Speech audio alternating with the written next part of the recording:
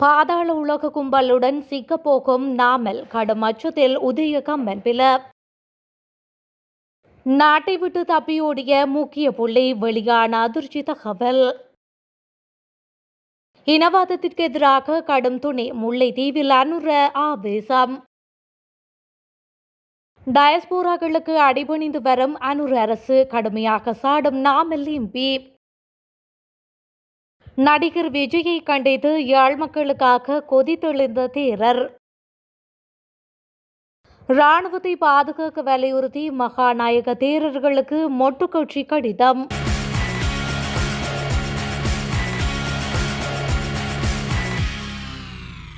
இலங்கை அரசியலில் கைது விவகாரம் சூடுபிடித்துள்ள நிலையில் அடுத்து வரும் நாட்களில் நாடாளுமன்ற உறுப்பினர்களான நாமல் ராஜபக்ஷவும் உதயகம்மன் பிறவும் கைது செய்யப்படலாம் என தகவல்கள் வெளியாகியுள்ளன. பல்வேறு குற்ற செயல்களுடன் தொடர்புடைய குற்ற கும்பலுடன் தொடர்புடையவர்கள் இந்தோனேஷியாவில் கைது செய்யப்பட்டு நாட்டுக்கு அழைத்து வரப்பட்டுள்ளனர். இந்த நிலையில் குற்ற கும்பலுடன் தொடர்புடைய பல அரசியல்வாதிகள் உட்பட பலர் கைது செய்யப்பட உள்ளதாக போலீசார் ஏற்கனவே அறிவித்துள்ளனர். இந்த நிலையில் பாதாள உலக கும்பலுடன் தொடர்பிருப்பதாக குற்றம் சாட்டி தன்னை கைது செய்ய அரசாங்கம் நடவடிக்கை எடுப்பதாக நாமல் பல இடங்களில் புலம்பி வருவதாக தெரிய வந்துள்ளது.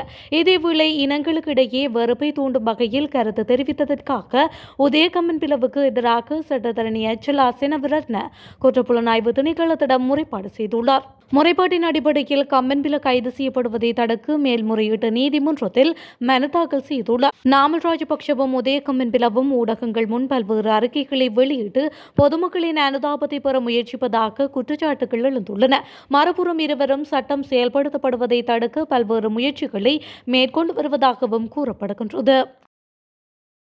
தோல்வியடைந்த அரசியல்வாதிகளே இனவாதத்தை கையில் எடுப்பதாகவும் இனப்பிரச்சினையை தேர்க்க எந்தொரு எல்லைக்கும் செல்வோம் எனவும் ஜனாதிபதி அனுர்குமார் திசாநாயக்க தெரிவித்துள்ளார். முல்லைத்தீவில் இன்று நடந்த தெங்கு முக்கோண தொடக்க விழாவில் கலந்து கொண்டு உரையாற்றும் போதே அவர் இவ்வாறு குறிப்பிட்டுள்ளார்.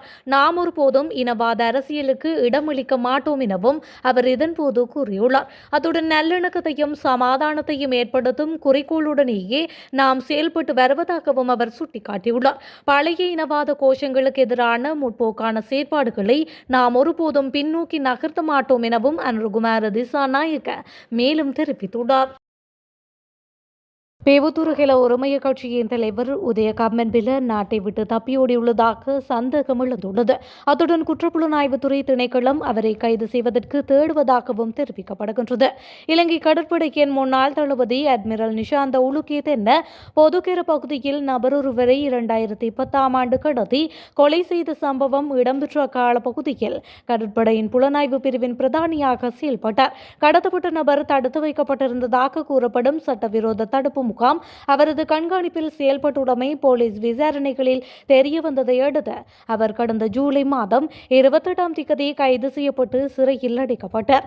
அது தொடர்பில் அரசாங்கம் யுத்தத்தை வெற்றி கொள்ள பாடுபட்ட ஆயுதப்படைகளை இழிவுபடுத்துவதாக ஊடக சந்திப்பொன்றில் உதயகம்மன் பில தெரிவித்திருந்தார்.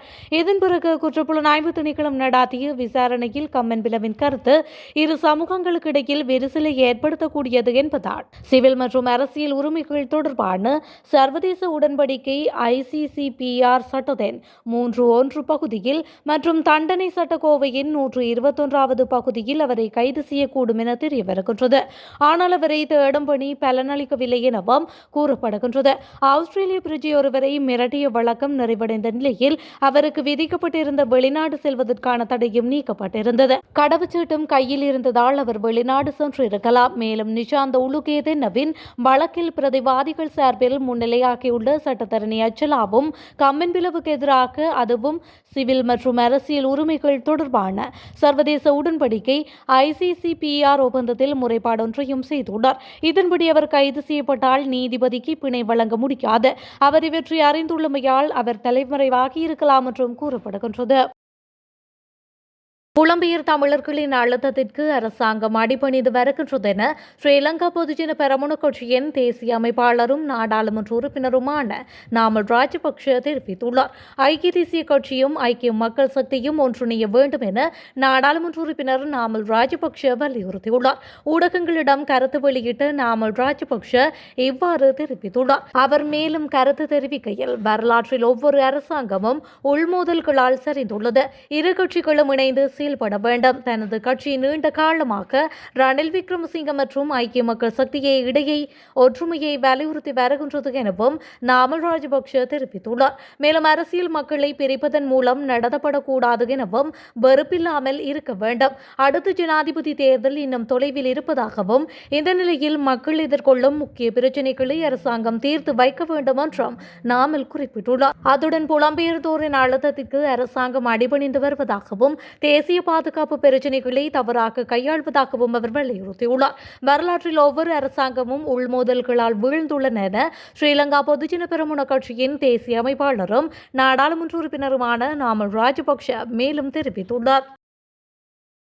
இலங்கையில் பயங்கரவாதத்தை முடிவுக்கு கொண்டுவர போராடிய ராணுவ வீரர்களை குறிப்பிட்டு போர் வீரர்களை ஒடுக்க அரசாங்கம் மேற்கொள்ளும் முயற்சிகள் குறித்த கவலைகளை எழுந்துள்ளதாக ஸ்ரீலங்கா பொதுஜன பெரமுன தெரிவித்துள்ளது.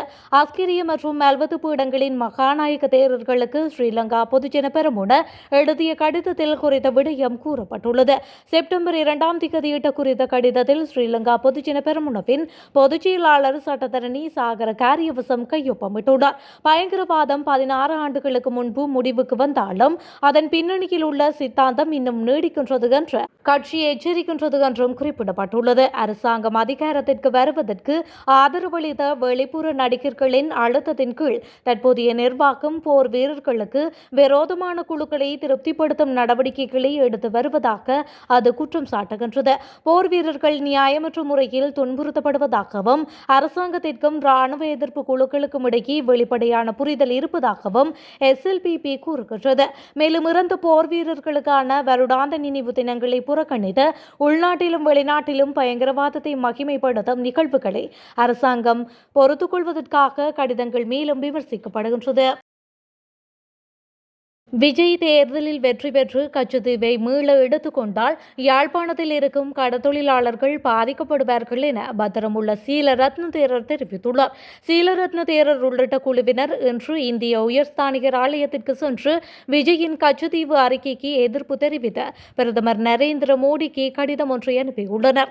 இதன் பின்னர் ஊடகங்களை சந்தித்து கருத்துரைக்கும் போதே தேரர் கச்சத்தீவு விவகாரம் குறித்து பேசியுள்ளார். அங்கவர் மேலும் கூறுகையில், விஜய் ஒரு நடிகர், அவருக்கு இலங்கையில் எதிர்க்கட்சி எந்தவித கருத்தும் தெரிவிக்கவில்லை. இலங்கை இந்திய நட்புறவுக்கு தீங்கு ஏற்படும் இந்த கருத்துக்கு அரசியல்வாதிகள் எந்த ஒரு பதிலையும் அளிக்கவில்லை. விஜய் கச்சத்தீவை பெற்றுக்கொள்ளாவிட்டால் அவருக்கு உறக்கம் வராது என்கின்றார். இந்த நிலையில் நாம் இந்திய பிரதமருக்கு கச்சத்தீவை வழங்க வேண்டாம் என்று கடிதம் எழுதியுள்ளோம் என அவர் தெரிவித்துள்ளார்.